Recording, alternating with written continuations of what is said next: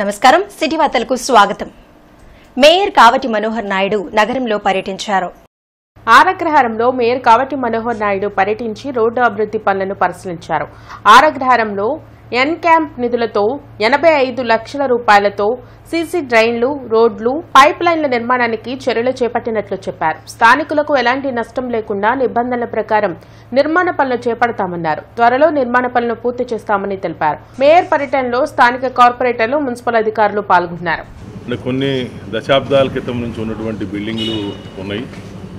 వాళ్ళందరూ కూడా ఒకటే అడుగుతూ ఉన్నారు, ఎవరికి కూడా ఇబ్బంది లేకుండా, మరి ఎవరికి కూడా నష్టం జరగకుండా, రూల్ ప్రకారం కూడా ఎక్కడ కూడా డీవియేషన్ లేకుండా మరి చేసుకోమని చెప్పేసి వాళ్ళు అంటూ ఉన్నారు. మరి అధికారులు మేమందరం కూడా ఒకసారి కూర్చొని మరి స్థానిక పెద్దలందరితో కూడా ఒకసారి డిస్కస్ చేసి ఎవరికి ఇబ్బంది లేకుండా, అంటే స్థానికులకి ఇబ్బంది లేకుండా, అదేవిధంగా మా రూల్ ప్రకారం మేము ఎంతైతే రోడ్డు వేయాలో, పైప్ లైన్లు వేయాలో, డ్రైన్ కట్టాలో మా రూల్ ప్రకారం కూడా ఇబ్బంది లేకుండా మరి ఈ యొక్క రోడ్డుని త్వరలో మేము పూర్తి చేస్తామని చెప్పేసి కూడా చెప్తా ఉన్నాం. అక్రమ మద్యాన్ని విక్రయిస్తున్న 3 వ్యక్తులను ఎస్ఈబీ అధికారులు అరెస్ట్ చేశారు. అక్రమ మద్య అమ్మకాలపై సమాచారం అందుకున్న ఎస్ఈబీ గుంటూరు 1 టౌన్ స్టేషన్ అధికారులు మద్యాన్ని విక్రయిస్తున్న 3 నిందితులను అదుపులోకి తీసుకున్నారు. వీరి నుండి 12,750 రూపాయల విలువైన 85 మద్యం బాటిళ్లను సీజ్ చేసినట్లు ఏఎస్పీ వెంకటేశ్వరరావు తెలిపారు.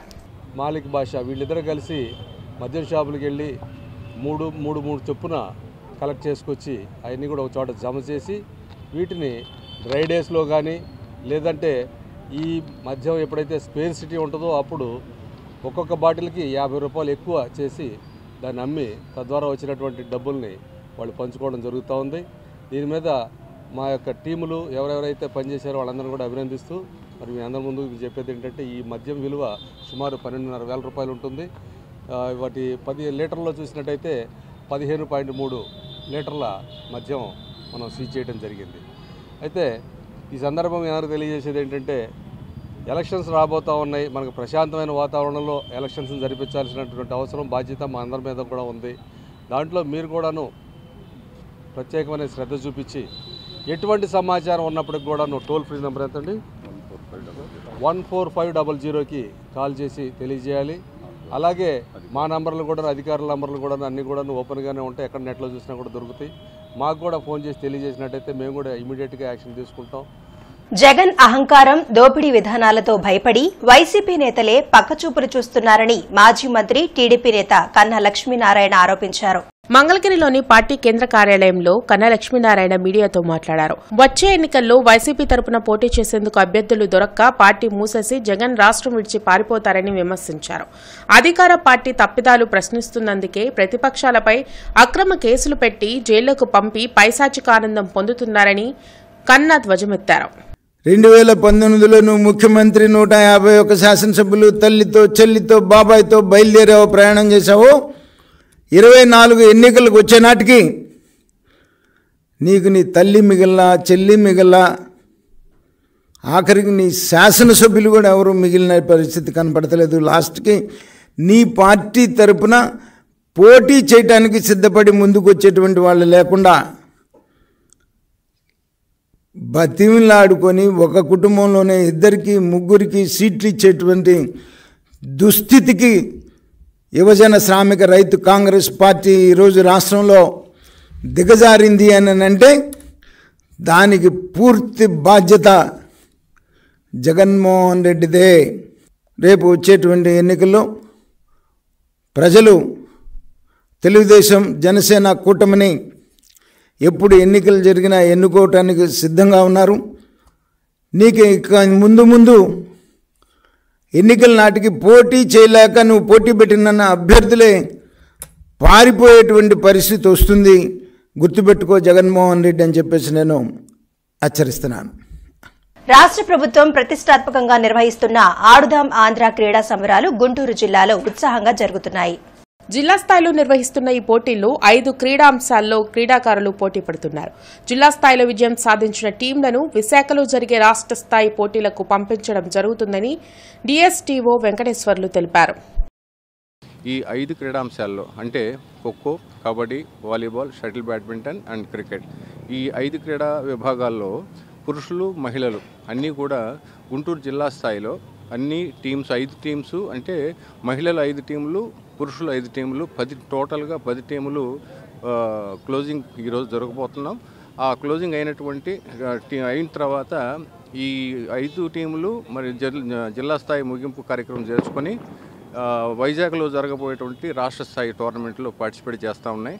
వీటికి సంబంధించినటువంటి మండల స్థాయి నియోజకవర్గ స్థాయి నుంచి సర్టిఫికేట్స్, మెడల్స్, మెమెంటోస్, అలాగే నియోజకవర్గ స్థాయి, అలాగే జిల్లా స్థాయి, అలాగే రాష్ట్ర స్థాయిలో మెమెంటోస్, మెడల్స్, అలాగే నగదు ప్రోత్సాహ బహుమతులు కూడా ఆంధ్రప్రదేశ్ గవర్నమెంట్ ఇస్తా ఉంది.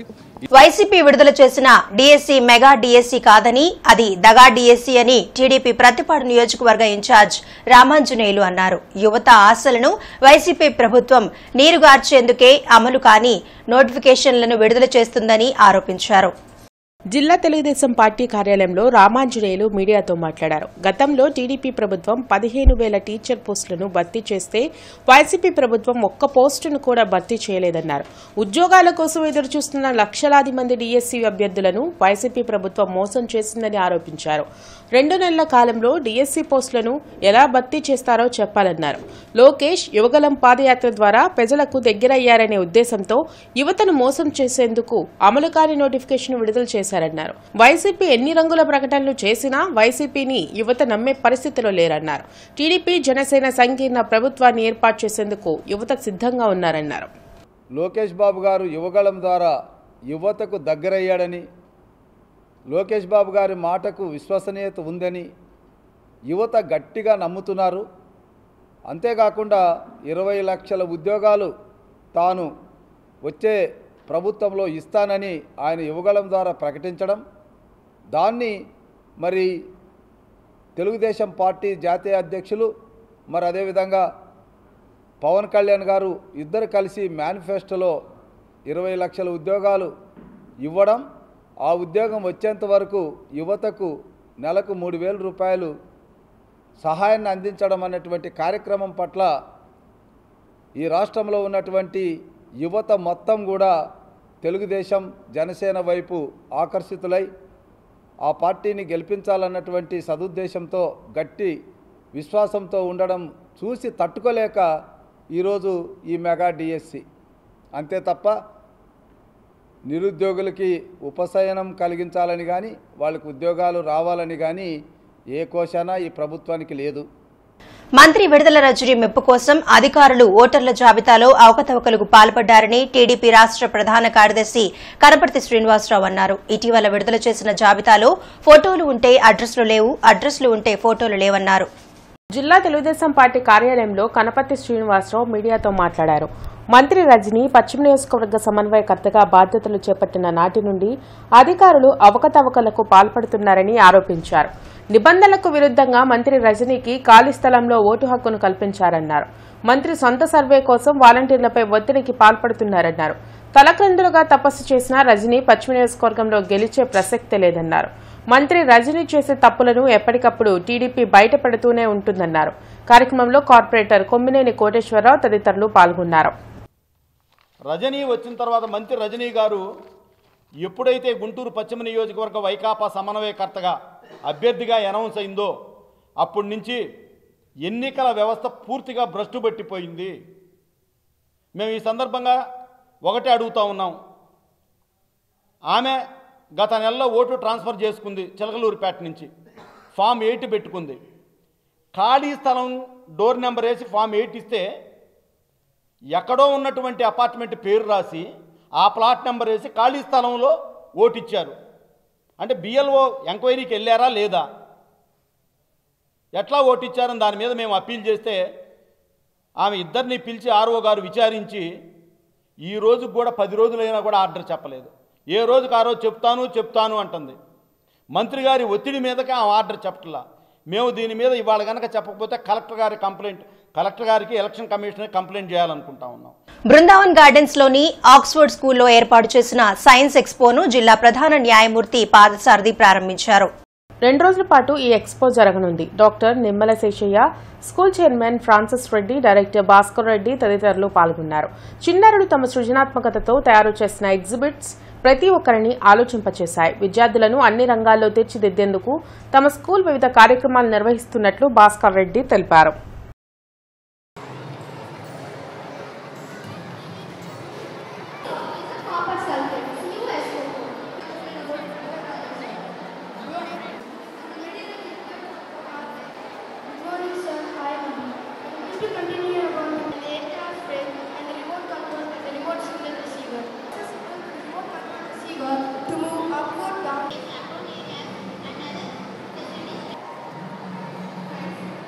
లేదు, వాళ్లే వాళ్ళ సొంతగా ఈ ప్రాజెక్ట్స్ని సెలెక్ట్ చేసుకొని దాని మీద వర్క్ చేసి ఈరోజు ఎగ్జిబిట్ చేశారు. So we really are very happy and also there so many thousands of people visiting today and tomorrow, February 3rd and 4th, today and tomorrow ఈ 2 రోజులు కూడా ఈ సైన్స్ ఎక్స్పో జరుగుతుంది. సో అందరూ గుంటూరులో అలాగే మన రాష్ట్ర వ్యాప్తంగా అందరూ they are welcome to come and visit this expo and benefit from this expo. And I also would like to thank all the media persons. మీరందరూ ఇంత అద్భుతంగా ఇంతమంది ఛానల్స్, ఇంత coverage, really thankful to you. ఇది సమాజంలోకి తీసుకెళ్ళి డెఫినెట్గా పిల్లలకి ఏంటంటే ప్రతి స్కూల్లో ఇలా చేయగలిగి ఉండాలి, పిల్లల్ని ఇంత క్రియేటివ్గా తయారు చేయగలిగి ఉండాలి, దీనివల్ల అనేక జాబ్స్ సృష్టించగలిగి ఉండాలి. So children should become. విశ్రాంత ఉద్యోగులకు కృష్ణానగర్ పీఎఫ్ కార్యాలయంలో ఉచిత వైద్య శిబిరం జరిగింది. All India pensioners welfare association ఆధ్వర్యంలో రమేష్ హాస్పిటల్ సహకారంతో జరిగిన ఉచిత వైద్య శిబిరంలో గుండె, నరాలు, మెదడు సమస్యలకు వైద్య పరీక్షలు నిర్వహించారు. అమెరికన్ ఆంకాలజీ హాస్పిటల్ ఆధ్వర్యంలో విశ్రాంత ఉద్యోగులకు ఉచితంగా క్యాన్సర్ పరీక్షలు నిర్వహించినట్లు జనరల్ సెక్రటరీ హుస్సేన్ తెలిపారు. విశ్రాంత ఉద్యోగులకు ఉచితంగా వైద్య పరీక్షలు నిర్వహించి మందులను పంపిణీ చేసేందుకు ముందుకు వచ్చిన హాస్పిటల్ యాజమాన్యాలకు ఈ సందర్భంగా కృతజ్ఞతలు తెలిపారు. కార్యక్రమంలో president Prasadarao, joint secretary Dharmarao తదితరులు పాల్గొన్నారు. ఈ మీటింగ్లో రిటైర్ అయిన చుట్టుపక్కల ఉన్న గుంటూరు సంబంధించిన వాళ్ళు, బయట వాళ్ళు అందరూ వచ్చారు. అన్ని విధాలా బాగా జరిగింది. ఈరోజు జరిగిన మెడికల్ క్యాంప్లో రమేష్ కార్డియాక్ హాస్పిటల్ వాళ్ళు, అమెరికన్ ఆనకాలజీ ఇన్స్టిట్యూట్ ఆఫ్ విజయవాడ వాళ్ళు ఐ క్యాంప్ కూడా నిర్వహించారు, క్యాన్సర్ క్యాంప్ నిర్వహించారు. దాంతోపాటు ఆర్థో, ఈసీజీ అన్నీ నిర్వహించాము. అన్నీ చాలా బాగా జరిగినాయి. మా అసోసియేషన్ సభ్యులైన అందరూ వచ్చి పార్టిసిపేట్ చేశారు. నా వెనకాల ఉన్న మా ప్రెసిడెంట్ గారు, మా జాయింట్ సెక్రటరీ గారు, మా వైస్ ప్రెసిడెంట్ గారు చాలా సహాయ సహకారాలు అందించారు. వారి సహాయంతో నేను ఇన్ని చేయగలుగుతున్నాను. వాళ్ళందరికీ నా ధన్యవాదాలు. ఏపీ ప్రత్యేక హోదా, విభజన హామీలు అమలు చేయకుండా రాజధాని నిర్మాణానికి ద్రోహం చేసిన నరేంద్ర మోడీని, బీజేపీని బలపరిచే పార్టీలను ఓడిద్దామని సిపిఐ రాష్ట్ర కార్యదర్శి వర్గ సభ్యులు జంగాల అజయ్ కుమార్ తెలిపారు. ప్రత్యేక హోదా ఇస్తానని తిరుపతి వెంకయ్య పాదాల సాక్షిగా చెప్పి 5 సంవత్సరాల నుంచి రాజధాని లేని రాష్ట్రంగా చేశారని మండిపడ్డారు. ఇవాళ నరేంద్ర మోడీకి ఏ పార్టీ అనుకూలంగా ఉంటే ఆ పార్టీని ఓడించి తీరాలి. దానికి ప్రజలు సమాయత్తం కావాలి. బీజేపీ వ్యతిరేక కేంద్ర ప్రభుత్వ ఏర్పాటులో ఎవరైతే భాగస్వాములు అవుతారో వాళ్ళకే అన్ని వర్గాల ప్రజలు మద్దతు పలకాలని. సిటీ వార్తలు సమాప్తం. నమస్కారం.